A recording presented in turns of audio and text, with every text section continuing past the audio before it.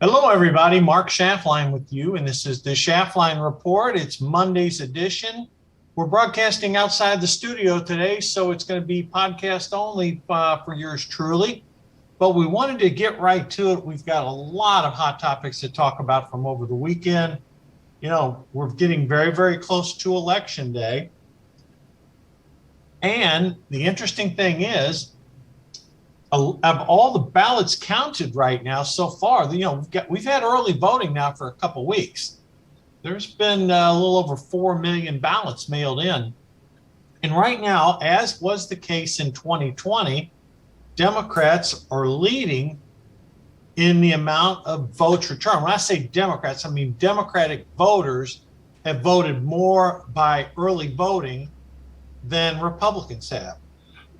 Now, that's not a shock. I mean, that's happened before. Republicans traditionally vote on Election Day or closer to Election Day.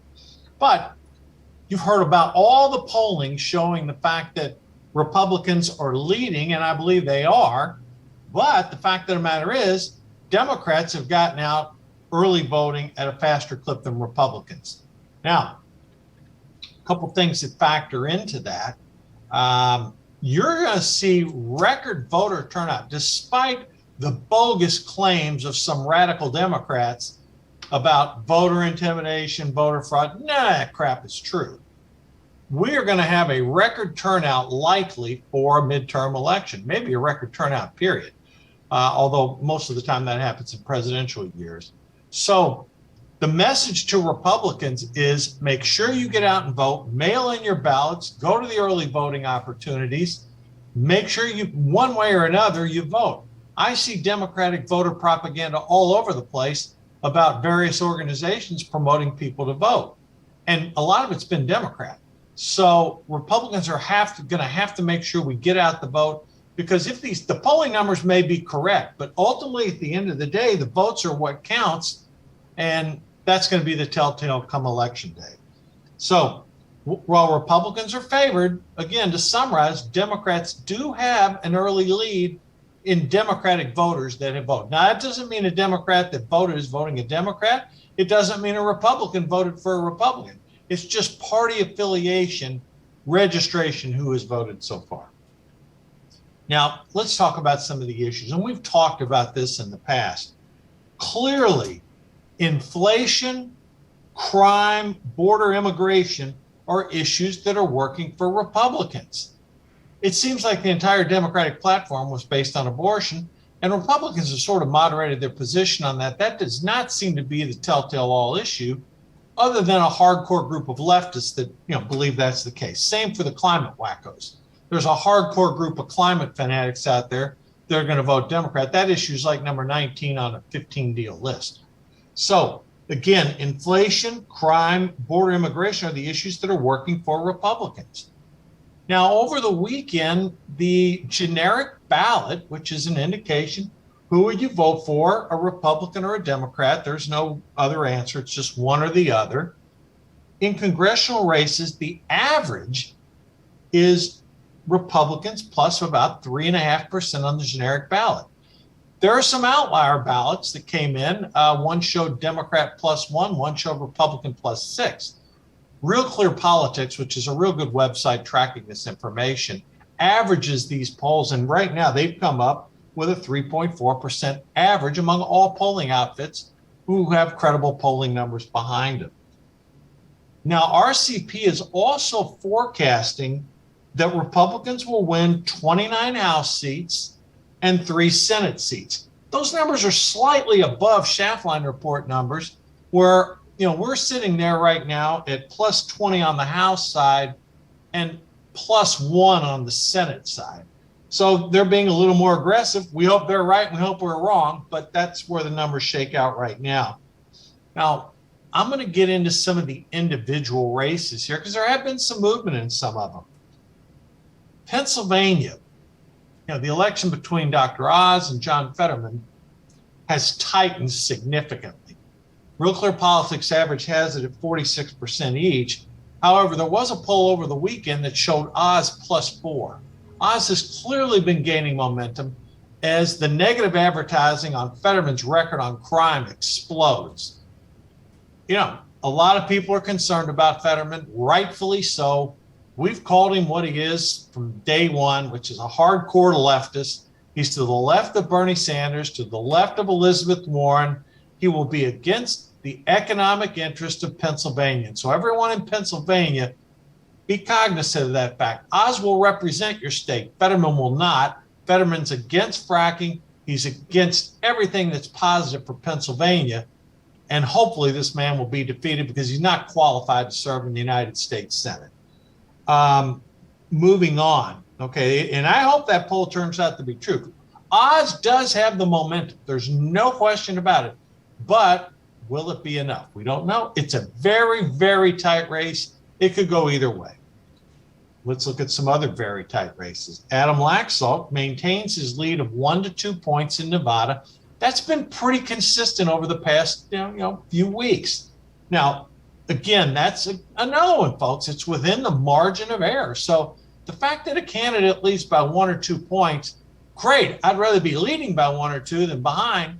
But just because you're leading or you're behind doesn't mean the opponent, Republican or Democrat, has it sewed up. But Laxalt is leading by 1 to 2 points right now. Maggie Hassan in New Hampshire. This is one I'm scratching my head on. She's up by 2 over John Bolduc in New Hampshire, the retired Army general. Now, Bolduc, it's interesting. He's managed to tighten that race, and he's embraced Trump's policies, hook, line, and sinker. I don't quite understand this, but Mitch McConnell, who heads the Senate Leadership Fund, has pulled millions of dollars in advertising out of New Hampshire. Maybe McConnell is seeing poll numbers that we're not seeing that indicate a bigger lead. I don't know. But if indeed Bolduc is within 2 points, I would hope that Republican leadership would be out there supporting him. I mean, 2 points in a state with a skinny population like New Hampshire, that could easily be swayed. So again, I don't know what the reasoning was for pulling that funding, but he's closing in too. J.D. Vance up 4 in Ohio. It's been pretty consistent, anywhere from 2 to 4, slightly outside the margin of error. We're feeling pretty good about Vance in Ohio. Ron Johnson, again, up 3 in Wisconsin, been rather consistent, just slightly within, right at the border of margin of error on Johnson.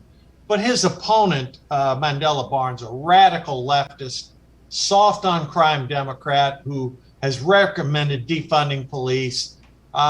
Johnson is looking pretty good in Wisconsin, although it's still tight. And just like I mentioned to you, like in those 2 cases right there, Vance is up in Ohio, Johnson's up in Wisconsin. We have a case in Washington State where Patty Murray, who's a 3-term senator, was up formerly 9 to 10 points. She's leading now by 3. Now, does that mean the Republican's going to win in Washington State? No, it doesn't mean that, but it means all of these races are tight. And folks, when you're within 3 percentage points, plus or minus, it's going to turn out to be voter turnout. Who turns out and votes in these elections? And where really does the independence come down on which side of the equation? So, that just gives you an idea of how tight some of these races are. Now, a race that's not very tight right now is the Georgia governor's race with Brian Kemp trouncing Stacey Abrams, as well he should. He's up on anywhere 7 to 10 points. News reports came out over the weekend that Abrams paid her campaign manager millions of dollars from a nonprofit that was set up as a result of a voting case. This is corruption at its worst. Abrams' campaign manager being paid millions by the Abrams campaign for a nonprofit representation on a voting rights case. Look, folks, Abrams lost 4 years ago in a tight election. She's going to lose this one in probably a not so tight election. Brian Kemp's done a good job as governor, and Brian Kemp should win re-election in Georgia. And we're very, very optimistic that that's going to happen. Will he be able to help carry Herschel Walker past Raphael Warnock? That's another one, neck and neck. My guess, and again, I've been consistent on this for a couple weeks, I don't think anyone wins on election night in that Senate race because there's an independent libertarian running, he'll garner 3 or 4%. My guess is Walker may win the night, but I don't think he's going to get 50%. So my guess is the Walker-Warnock race ends up going into a runoff election, which would happen in January, similar to what happened 2 years ago. So why are some of these races trending Republican and tighter than people expected? Well, one of the answers is Joe Biden. Biden's approval rating is at 39% right now, and independents and some Democrats are fleeing Biden. Well, you know what? When you see signs of what he did over the weekend, and folks, this is consistent. It's every week he does something really, really stupid. I'll give you examples. Making statements like states can't block transgender surgeries or hormones. Folks, that is a tiny, tiny fraction of the American people. But the hardcore radical leftists that trumpet this garbage, they support Biden. The rest of the country is not. 80% of Americans are against this type of policy. And yet, inexplicably, somehow Biden comes out and starts talking about it. He also started talking about, what happened in the case where, Biden did the student loan thing, where he does this proclamation, basically says that, we're going to have some student loan forgiveness. 22 million people end up applying for it. But guess what? An appellate court temporarily blocked it. Why? Because it's illegal.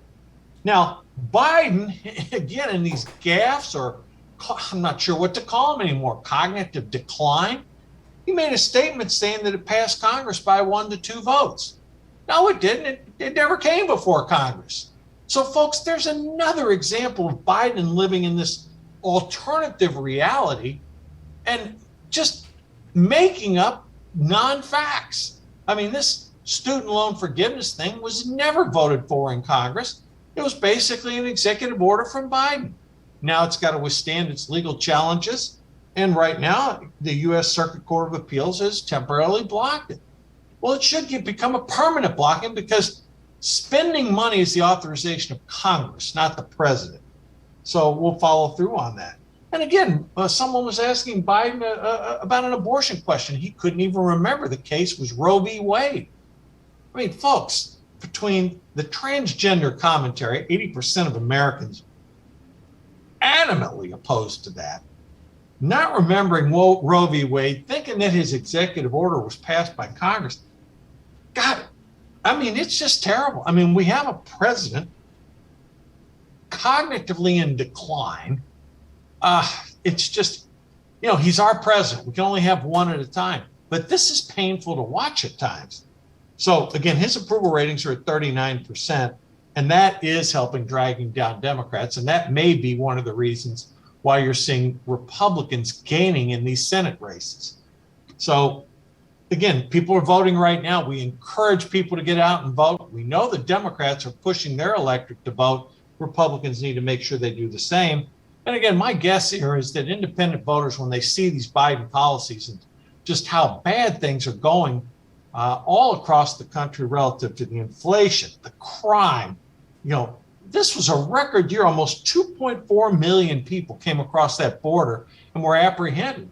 There's probably close to another 800,000 that were not apprehended. So the border crisis grows. Americans do not want an open border. And that's what the Biden administration, is basically giving us.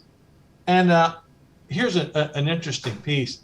A lot of Americans now are blaming this spike in crime on, get a load of this, and I say this in quote parentheses, folks, woke policies of Democrats. You know what these policies are.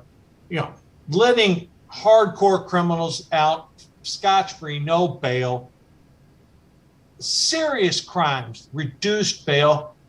Felons back out on the street committing more crime, multiple crimes by individuals.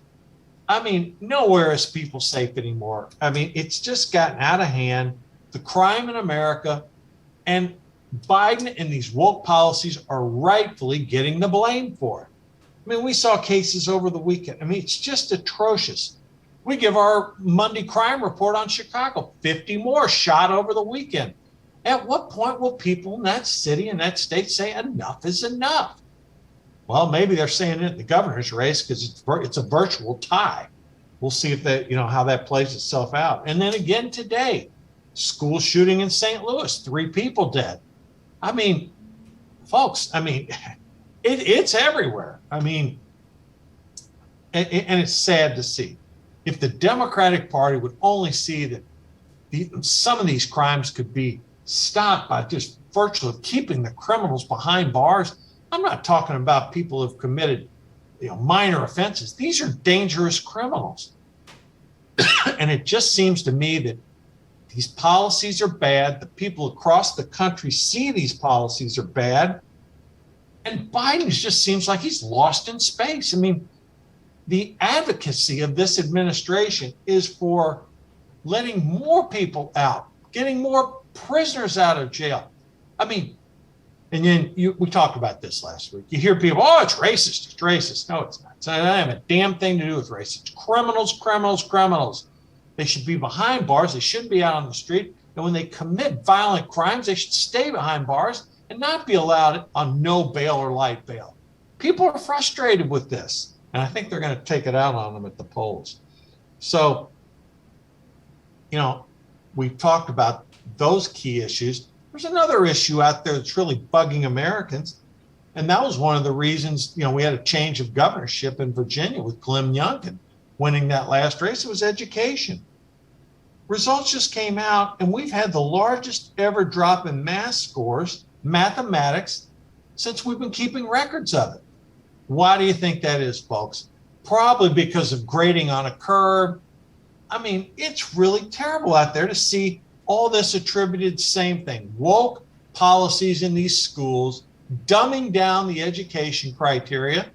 No wonder people going to private schools are testing very good tests on math scores, and people going to public schools are testing horrifically on math skills. They're not getting taught the proper way to do mathematics.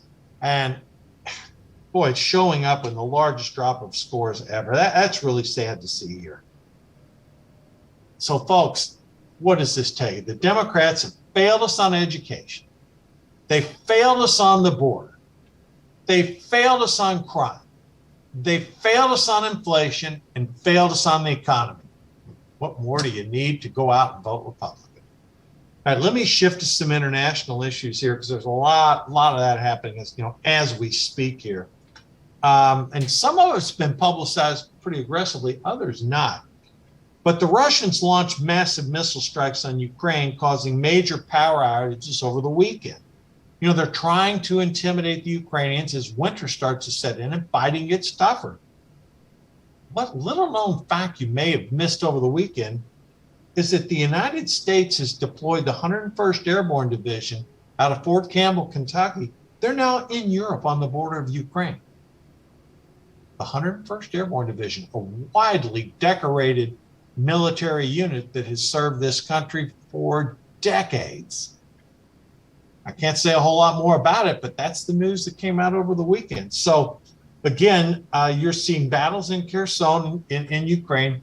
The Russians had the goal to evacuate their military leaders, and they left the new recruits, the conscripts, basically to fend for themselves as that city begins to fall. But it's going to get tougher, folks, because with the Russians attacking utilities, as you get into the winter, again, the utilities are on the Ukrainian side.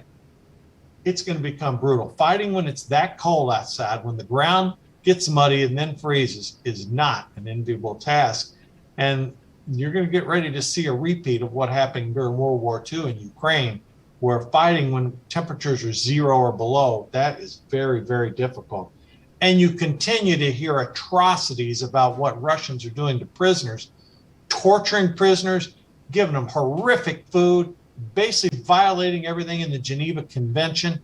These people these military people in Russia are disgusting subhuman beings for how they're treating these prisoners. And the international community needs to step up, and the Russians need to be charged with war crimes, and hopefully they get convicted. This is atrocious what's going on to these people. All right, a couple other interesting pieces here I'm going to touch on here. One of the effective weapons that the Russians have been using is these Iranian drones that they call them suicide drones that they basically destruct. Well, the Israelis have been attacked by some of these too, from Hezbollah and other terrorist organizations. Israel destroyed an Iranian drone factory in Syria over the weekend. Now that inadvertently may end up helping the Ukrainians. So, one thing about the Israelis, they just do it. They have a great Air Force. They have a great military. They execute their positions. Nobody talks, and they accomplish their missions. Congratulations to the Israeli military. And, we talked about this too, just briefly, folks. I hate just throwing numbers at you, but the number of illegals in this country crossing from they're coming from everywhere, folks. 2.4 million last year. 2.4 million, 200,000 a month. Unbelievable. All right, the UK has a new prime minister, Rishi Sunak. He's going to become the prime minister. There had been some talk that former Prime Minister Boris Johnson was going to get back into the running for it. That didn't happen. The field was cleared, and now Sunak is going to become the new UK prime minister when Liz Truss steps down. We'll have more on Mr. Sunak as we go through the week. That's just breaking news. China, their GDP report came out. Now, again, take this with a grain of salt if you believe it or not. They've had COVID lockdowns, supply chain issues, and China's still reporting 3.9% gross domestic product growth in the third quarter. I have my doubts if that number's real. Based upon U.S. business that's done in China, it would not shock me if that number is basically double what it really is. I'm guessing the real GDP in China is somewhere around 1.5%. It's slightly better than ours, but to say China grew 3.9% with COVID lockdowns, that's a little bit of a stretch there. So again, folks, we've got horrific situation building in Ukraine as they get ready to fight towards winter. New prime minister in Great Britain, China GDP overstated likely.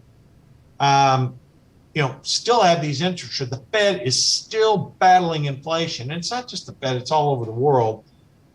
So we've got some tough economic side. Stock markets rebounded a little bit over the past 3 days, which is good news if you have a long position. And then to close it out here, okay, Lindsey Graham has been asked repeatedly to testify in this Georgia election case. This dates back to the 2020 election. Over the weekend, Clarence Thomas, who is the Supreme Court Justice for the Southeast U.S., granted Graham a stay in that for testifying in that case.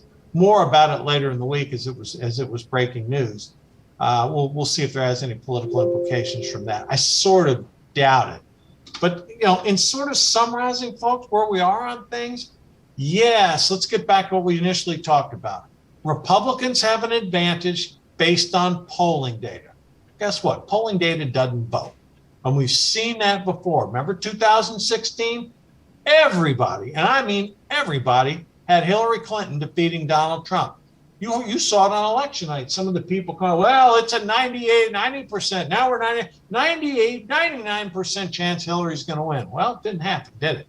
So the polls were wrong and they undercounted Trump voters. There is a tendency of pollsters to undercount Republican voters.